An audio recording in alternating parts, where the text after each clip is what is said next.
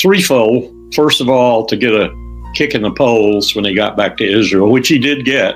He always gets it when he comes to the United States, because he proves to those, now we know 47% in the latest poll of Israeli Jews who approve of everything he's doing. And so he got the kick in the polls he wanted. Second, he wanted agreement from key members of the Senate in particular, but also both possible administrations, if you will, the Trump and the Harris. He wanted assurances of continued support.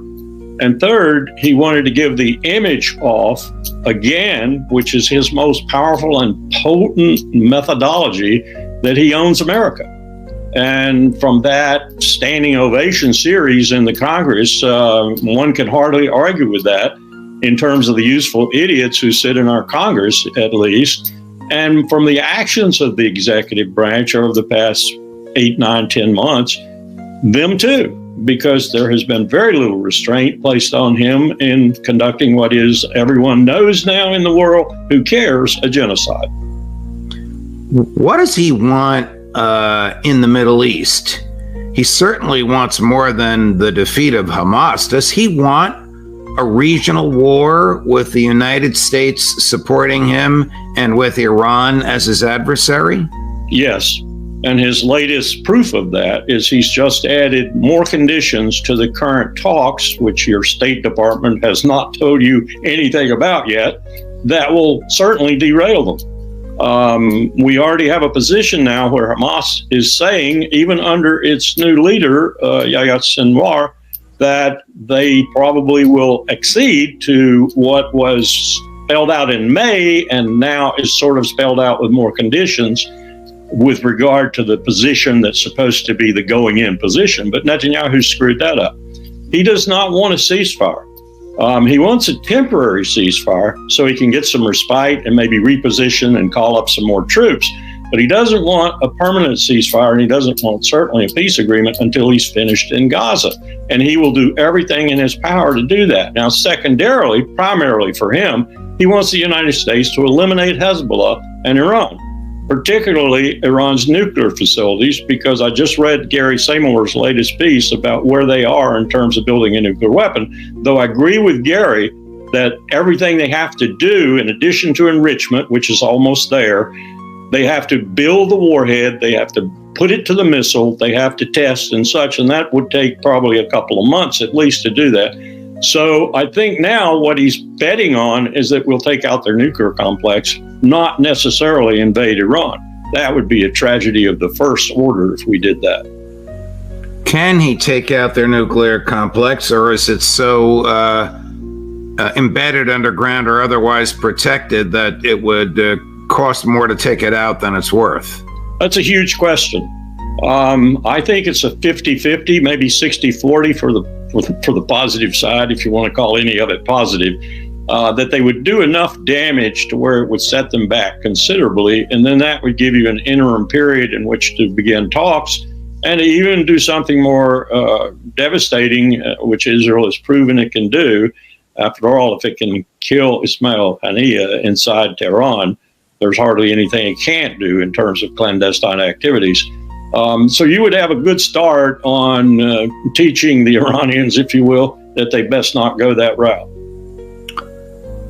It would seem to me that he does not want a ceasefire because he keeps upping the ante and because he murdered the chief negotiator on the other side. Have you ever experienced that in all your years in the State Department with all the negotiations in which the United States participated, that one side murdered the guy on the other side of the table? I know he wasn't physically on the other side of the table, but he was calling the shots. Never.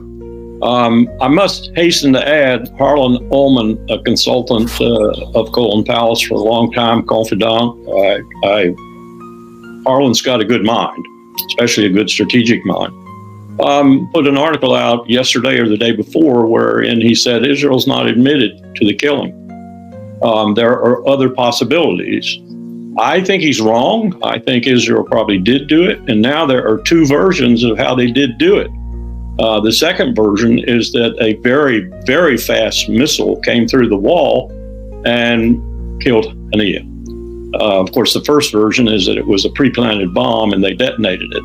The first version about the missile coming in hones in on his cell phone. And I know about that technology. I know well about that technology. So you set the missile and the missile tracks the cell phone.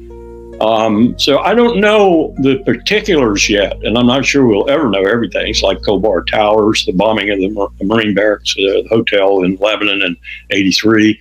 You probably never know the full details, but there is enough speculation now to where I'm wondering if the Iranians have actually determined with some kind of positive nature that the Israelis did it, and how that's factoring into their considerations of what to do next. Well, our friend and colleague and regular contributor to this show, Alistair Crook, has a source that was in the building, in the guest house where he was when he was murdered, and he says it was a missile from the outside, that it was not the Washington Post, New York Times, Mossad planted version of a bomb put in there 2 months before, and they knew exactly what room he was going to be in. And that to me reinforces Israeli complicity. It's like the Stuxnet. You remember the Stuxnet virus we put in their nuclear computers that ruined those centrifuges? Right. Maybe some U.S. complicity there, but I can't imagine. I know we're insane, Judge. I know we're insane on Ukraine, on Gaza, but I can't imagine that we would help the Israelis kill the leader most apt to bring about a ceasefire and an ultimate peace agreement. Well, I don't believe everything he says, but Secretary Blinken almost immediately said we didn't know anything about this and we had nothing to do with it. That doesn't mean anything that he denied it. These people regularly lie. But he did make that statement. I've been there. You would not tell the Secretary of State. You would not tell the Secretary of State. Secretary of State is not supposed to lie. And so you wouldn't tell him because he'd have to lie. Who in the United States government would have known about this outside Intel? Probably that in the Pentagon. I mean, surely Intel knew, did they not? Could the Israelis have pulled something like this off without the CIA knowing about it? Yeah, that's what worries me. This is some really high-tech stuff, very, very high capability. Somebody probably knew about it in the United States. And was there a legal, now I'm going to go where I know you want me to go, or moral obligation on the part of that person to tell his or her boss so that it kept going up the food chain? Yes, but that's something rarely exercised in the U.S. government these days, rarely. If Prime Minister Netanyahu gets what he wants, an all-out war with Iran, what do you think will be the level and depth of American support of Israel? Would it be Navy? Would it be air? Would it be troops on the ground? Would it be cash? I think it would start in sort of burst. So you would have a major attack, which I think is imminent. I hope I'm wrong, but I think it's imminent, from Hezbollah. And that would be maybe 200, 300, 400 missiles a day ad nauseum. So you would have from Haifa all the way down to the southern part of Israel, you would have Israel would be aflame. People would be leaving. Netanyahu would close the airport so they couldn't leave. You'd have a real disaster in Israel. So that would mean U.S. air power probably out of Al Udeid and Saudi Arabia and elsewhere, and U.S. air power off a carrier in the Eastern Mid. But let's check right now. We only have one carrier there. That means 24-hour operations. That doesn't mean around-the-clock operations. You need 3 carriers for around-the-clock operations. You need 2 for 72 to 96-hour operations. So 2 would be adequate. 1, I would not want to start the thing with unless I had major reinforcements from Al Udeid, which could be forthcoming. You saw it in April when we all got together and took down essentially the Iranian equipment, missiles, drones, and everything else coming into Israel. You would have to have air power like that, but that was a burst of air power. We're talking about around the clock to take on something like Hezbollah. But that's the way I think it would start, and then that would morph into Iran joining in with other elements of the axis of resistance from Syria, from Iraq, from Yemen, and such. And I think it would spread slowly, and then eventually it would get to where Netanyahu wants it to get to, and we would get there because Israel would be in flames. And Austin's comment about we will come to Israel's defense would be relevant, at least in terms of most Americans watching it. And we would go whole hog, and the thing would spread. And now we're talking about Turkey and Russia and China and others. Putin's strategy now is absolutely delicious to watch. People think I like Putin. I don't care for Putin, but I have to admire his strategy.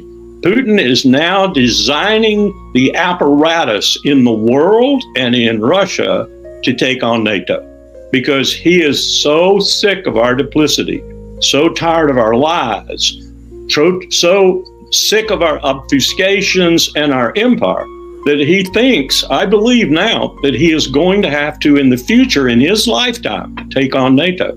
So he's building these apparatuses around the world to take us on from the exterior. At the same time, he's building his defense industrial base in Russia so he can sustain it. He thinks he's in an existential struggle with NATO. Does he provide military support to Ukraine? I'm not talking about the defensive equipment, the electronic blocking equipment, which you have told us and others have told us have already been delivered to Tehran. Does he supply offensive equipment with which to hit American ships? I think he will, if he hasn't already. Right now, the Iranians have the capacity to sink an aircraft carrier. It's that plain and simple. Now, it would take some really exquisite planning, and it would take a real jump on one, say, that was way too close. But we have tendency now. Judge, we've actually said, I remember sailors telling me during the earlier period with Iran, that time when we shot down the airliner with Vincennes, the Aegis cruiser, I would never put a carrier in the Persian Gulf, never. Water's too shallow, you're just asking for it to be sunk. Well, we have subsequently put an aircraft carrier in the Persian Gulf. But all you have to do is get close in the North Arabian Sea, the Sea of Oman, and you're in a really high vulnerability envelope, especially if you're a single carrier with just the escort ships a normal strike group has. Where is the single carrier that's there now, which might be used to attempt to degrade Hezbollah? Is it in the Mediterranean? We told it, Austin told it to go flank speed.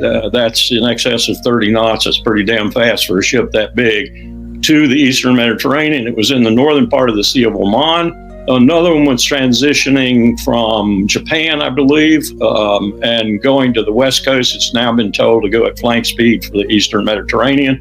And there may be others, but I doubt it because, as you know, our carriers are in some pretty dire straits these days in terms of extended maintenance and in terms of the crew necessary to sail them.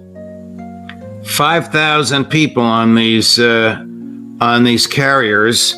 Ritter and McGregor tell me it's very easy to degrade the top of the carrier. You don't even have to sink it. Just degrade the top of it where the planes are, and you've rendered it useless. You've rendered it a white elephant. You've rendered it a sitting duck. Is that, do you agree with that?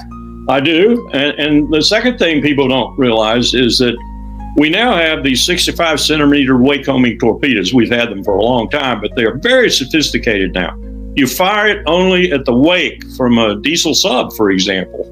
You fire it at the wake, and it can turn 90 degrees. It will go towards the wake at about 90 to 100 knots. That's fast. And then it turns towards the bow of the carrier as the carrier sailing. It then goes up to the carrier, slows, goes about 90 then. It goes up underneath the carrier and explodes. It's not even a big warhead because all it needs to do is be directly beneath the carrier when it explodes, and it breaks the back of the carrier. And incidentally, it goes down very fast because it's broken in half and both halves are taking on water. And as one Navy admiral has pointed out, retired, of course. He didn't say this when he was on active duty. There aren't enough escort ships these days to even begin to pick up the sailors, 2,000 or so, that might be in the water once this happens. So what do you do? Now, we have this, I'll call it a smart torpedo. Do the Russians? Does anybody else? Oh, yes. Yes. Tell you something else. We have created a 3D produced submarine that we have put in the water, sailed to Le Havre, France, and recovered back to the east coast of the United States. We built that for about $100,000. Think about building $14 billion worth of those. That's what a carrier costs. And put them in the ocean and say, go sink carriers. Put a smart mine on them, a smart torpedo on them, and say, go sink carriers. Carriers are passé, Judge, passé. The only thing carriers are good for is showing the empire's flag against countries like Venezuela or Somalia or Yemen or whatever. And the Houthis have proven it might not even be too good to show it against them. What do you see happening now? Do you think, I think you said a few minutes ago, you hope not, but you do think Iran will strike. The last time Iran struck, you were not very happy with the Israeli and American response because I think you told us, correct me if I'm wrong, Colonel, that they sent a lot of stuff up there just to force Israel and the U.S. to draw down their defensive weaponry, but the one that they wanted to get through did get through. Do I have that correct? Yes, and I think Hezbollah took some really good trajectory and capability studies from that. Right. I think Hezbollah knows precisely how and where and the timing of shooting its missiles now. And when you talk about 300 to 400 missiles a day for a year, that's devastating. 300 to 400 missiles a day. What would that do to the Israeli public, to the Israeli infrastructure, to Israeli cities? I think it would devastate them. I think Haifa would virtually disappear because it's in the arc where Iron Dome can't even get to the missiles, basically. And Iron Dome has shown increasingly now that it can handle these swarms of missiles and these types of missiles. And we haven't even seen the most sophisticated ones, which Russia could be providing, if not already, then in the very near future. So that's why I say Austin is going to get his wishes and we're going to get our desserts when this starts, if it starts, because Israel will indeed need defending. It will disappear otherwise. Does Israel have subterranean facilities for its governmental officials? Netanyahu really hasn't been seen in public for 12 days. Is he somewhere underground? Could be. I think he's busy doing such things as trying to deal with Yoav Gallant, for example, who came out yesterday or the day before and said... That's the defense minister. That's the defense minister who said defeating Hamas, it's nonsense. Defeating them completely. It's nonsense. So he's got some contradictory voices every day now. So he's got IDF contradicting him, IDF military people. He's got the Minister of Defense contradicting him. He's got an economy in shambles. He's got an IDF that's exhausted, and he wants to start another war. Is he crazy? Crazy like a fox who's a demon. He's wanted this ever since he was finance minister. He's been plotting to get the United States to take out what he thinks is his premier enemy, Iran, particularly to take out their nuclear program. And now he's at the point where it's all in. You've got your possibility. You've got your situation. It's all in. It's all or nothing. You got to keep going. You can't back up. Will the American people tolerate this kind of, I guess it's a political question, Colonel, this kind of and this level of involvement? What happens if a aircraft carrier is sunk and 5,000 boys drowned? 5,000. The American people, it's clear to me, they'll blame it on Iran. They'll blame it on Israel's enemies. They won't blame it on Israel. It'll be blamed on Israel's enemies, and Netanyahu's counting on that. I'm not so sure he didn't have some discussions about the publicity campaign that he and the United States would conduct once this all started when he was in the Congress. There is that picture of him huddling with Lindsey Graham, Josh Hawley, and Tom Cotton. What the heck do you think they were talking about? Promises to him, guarantees from the United States Senate and even from the House. Absolutely. Remember, you're talking to the man who sat in the White House Situation Room on 29 January 2003 and listened to Doug Feith regale us with the fact that we were in fact going to war, and that Saddam's attachments to Al-Qaeda were going to be the principal thing we should publicize, to the extent that Steve Hadley, in the chair at the time, the Deputy National Security Advisor, had to tell him to shut up and sit down finally. But that's the kind of people you're dealing with. Was Colin Powell there when that happened? No, he sent me that day. I had the chagrin of coming back and debriefing him. And did you remain uncharacteristically silent, Colonel Wilkerson? I essentially looked at Steve like, when are you going to stop this? Steve's not like Condi. He's a gentleman. And Steve was just letting Feith go on and on and on. Finally, it even got to him and he stopped it. Condi would have stopped it pretty quick, I think, but mainly because he was disclosing things that she knew were true. And she didn't want him to in front of that very varied audience. Does anybody ever talk about the USS Liberty and how Israel is not an ally that's advantageous to the United States? 34 dead Americans, 171 wounded, and they paid in 3 installments over a number of years. The last installment, essentially for the ship itself, $13 some odd million. The first installments were for the killed, and then the second for the wounded. And Dean Rusk said very vividly, right after it happened, that it was a lie, that they knew what they were doing. Who paid that money? The Israelis or the U.S.? Israelis did. But look at $13 some odd million.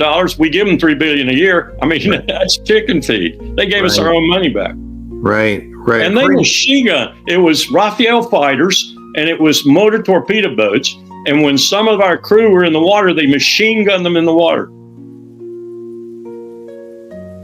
Can you imagine any other country's military doing that to the United States and the U.S. doing nothing? It would have been a cost us belly. We'd have destroyed whoever did it to us if we had the capability to do it.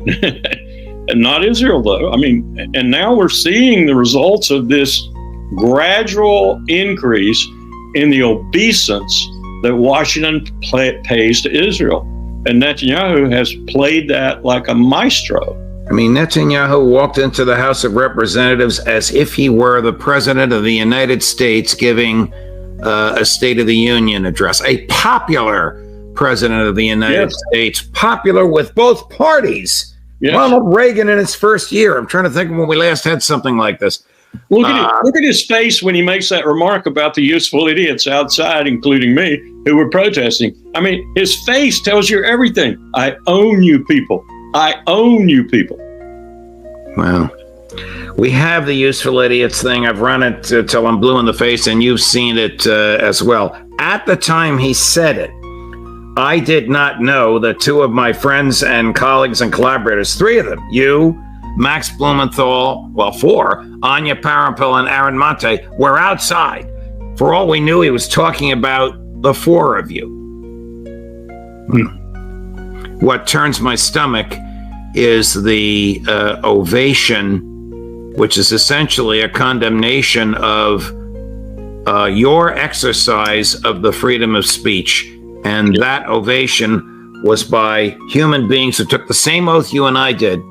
Yes. When you entered the military, when I became a judge, which is to preserve, protect, and defend the Constitution, which of course includes the freedom of speech. Yes. I don't want to raise your blood pressure, so we won't run that thing again. Do you expect that before I see you midweek next week, Iran will have retaliated, and it'll be of such a magnitude we'll know about it. We are fiercely, and I do mean fiercely, trying to prevent that. Everything from Bill Burns to not necessarily covert threats, overt threats about what will happen to Iran if they do. It's both tracks, punishment and let's work this out because the peace agreement is coming. And that's the real lie right now. We are saying to Iran, don't do this because you're going to screw the pooch on the peace agreement. The peace agreement is right at our hands. It's imminent. What peace agreement? You know, the ceasefire peace agreement, whatever you want to say. The one that Netanyahu doesn't want and will never agree to. Absolutely. Yeah. Wow. Yeah. Put up the Smotrich full screen. You know who this is, the Minister of Finance, one of the most right-wing members of the government. He says that any ceasefire is effectively a surrender deal, and he and his buddies will pull out of the government. Yep. And Ben-Gvir made his trip, I'm told, yesterday to the Temple Mount, to the Al-Aqsa Mosque in the Islamic world. What do they call it? The other term for it. But it's the second most holy site in Islam, next only to Mecca. And the status quo agreement, which has been in effect for some time, says Jews cannot go to pray there because they realized it was volatile, so they passed this agreement. Ben-Gvir went there to pray. And there is a movement in the right wing of these religious zealots to take over the entire thing, destroy the Temple Mount in terms of the Islamic value, and build the old fortification there, the old temple there, and make it purely a Jewish site. We're back to the Crusades. We're back to the time when, Jerusalem was sieged by Saladin and finally taken by Saladin. And that's what will happen this time. I think it's Chaz Freeman, Ambassador Freeman said the other day, it might have been on your show, Netanyahu has done what for 1,000 years no one could do. He has fused the two elements of Islam, Shia and Sunni. He did say that, and I hear that you agree. Yes. Colonel Wilkerson, a pleasure, my dear friend, no matter what we're talking about. My goodness, to me, the 30 minutes went by like that. It's a delight to be able to pick your brain and to hear you unleashed, if I may.